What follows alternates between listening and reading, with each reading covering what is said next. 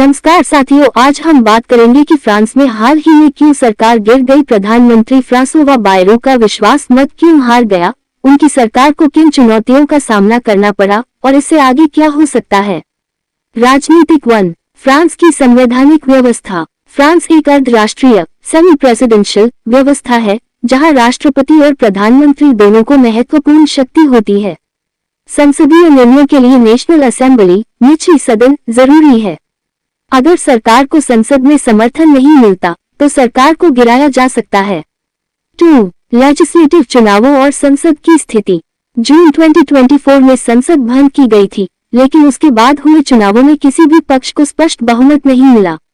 मध्यमार्गी दलों को चुनौती मिली। वामपंथी गठबंधन न्यू पॉपुलर फ्रंट और अति दक्षिणपंथी पार्टी नेशनल रैली की स्थिति मजबूत हुई। 3, पालित सरकारें और अस्थिरता। राष्ट्रपति इमैनुएल मैक्रों के तत्कालीन प्रधानमंत्रियों, पहले गैब्रियल अत्ताल, फिर मिचेल बार्निये और उसके बाद बायरू की सरकार बनी।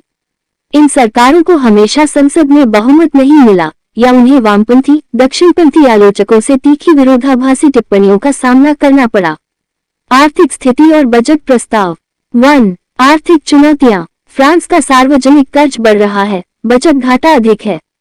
इस कर्ज और घाटे का प्रभाव सामान्य जनता पर पड़ रहा है। टैक्स बढ़ाना, खर्च में कटौती, सेवाओं में समायोजन आदि। 2, बायरू सरकार के प्रस्ताव। बायरू ने लगभग 44 बिलियन यूरो की कटौती और टैक्स बढ़ाने की योजना बनाई थी। इस योजना में सरकारी खर्च में कटौती, 2 राष्ट्रीय छुट्टियों पब्लिक हॉलिडेज को समाप्त करना, सरकारी सेवाओं पर खर्च रोकना या फ्रीज करना आदि शामिल थे। 3, विपक्ष की प्रतिक्रियाएं। वामपंथी दलों ने कहा कि ये प्रस्ताव आम जनता के लिए असमय और अन्यायपूर्ण है। पिछले वर्षों से सेवाएं पहले से ही दबाव में है। दक्षिणपंथी विरोधी दल नेशनल रैली ने बजट प्रस्ताव की तीखी आलोचना की, कहा कि ये निर्णय चुनावी वादों और सामाजिक न्याय के विचारों से हटकर है। संविधान और विश्वास मत की प्रक्रिया। 1, आर्टिकल 49। फ्रांस के संविधान का आर्टिकल 49 सरकार को संसद के प्रति जिम्मेदार बनाता है। इसके अंश 49.1 और 49.2 विशेष रूप से महत्वपूर्ण। 49.2, संसद अपनी पहल से भरोसा प्रस्ताव मोशन ऑफ नो कॉन्फिडेंस ला सकती है। यदि उस प्रस्ताव को पर्याप्त समर्थन मिलता है, सरकार को इस्तीफा देना पड़ता है। 49.1, सरकार खुद संसद से भरोसा मांग सकती है, जैसे कि बायरू ने किया। ये एक तरह से खतरा स्वीकार करना है, क्योंकि अगर सरकार हारती है तो उसे इस्तीफा देना होगा। 2, बायरू का भरोसा प्रस्ताव कॉन्फिडेंस वोट। द 25 अगस्त 2025 को बायरू ने घोषणा की कि 8 सितंबर को वह नेशनल असेंबली में भरोसा प्रस्ताव लाएंगे। उन्होंने कहा कि इस प्रस्ताव के माध्यम से ये स्पष्ट हो जाएगा कि संसद सरकार के बजट और वित्तीय सुधारों का समर्थन करता है या नहीं। प्रस्ताव हार गया। 364 मतों ने सरकार का समर्थन नहीं किया, जबकि 194 मतों ने समर्थन किया। इस हार के परिणामस्वरूप बायरू ने राष्ट्रपति मैक्रों को इस्तीफा सौंपा। बायरू का इस्तीफा और राजनीतिक प्रभाव। 1, इस्तीफा और तात्कालिक प्रक्रिया। हार के बाद बायरू ने अपनी सरकार का इस्तीफा राष्ट्रपति मैक्रों को सौंपा। राष्ट्रपति अब नए प्रधानमंत्री की नियुक्ति करेंगे। उम्मीद है कि यह नाम कुछ दिनों में सामने आएगा।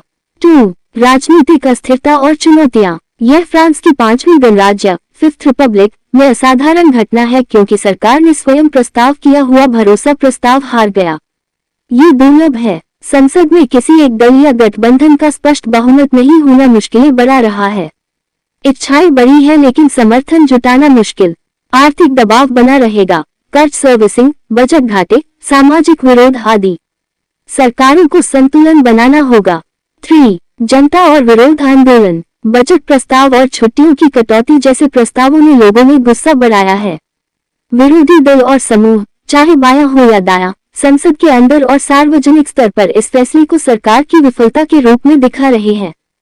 1, नया प्रधानमंत्री। मैक्रों को अब एक नया प्रधानमंत्री नियुक्त करना होगा जो संसद में कुछ समर्थन जुटा सके। ये समर्थन या तो मध्यमार्गी दलों से होगा या कुछ विरोधी समूहों से समझौता करने की जरूरत पड़ेगी। 2, क्या संसद भंग होगी। विपक्षी दलों ने संसद भंग करने की मांग की है। यह एक विकल्प हो सकता है, लेकिन संविधान और राजनीतिक परंपरा के अनुसार संसद भंग करना एक बड़ा कदम है, जिसके परिणाम अप्रत्याशित हो सकते हैं। 3, दीर्घकालिक चुनौतियां। आर्थिक सुधारों को लागू करना आसान नहीं होगा। सामाजिक प्रतिरोध, करों की संवेदनशीलता, सार्वजनिक सेवाओं पर दबाव।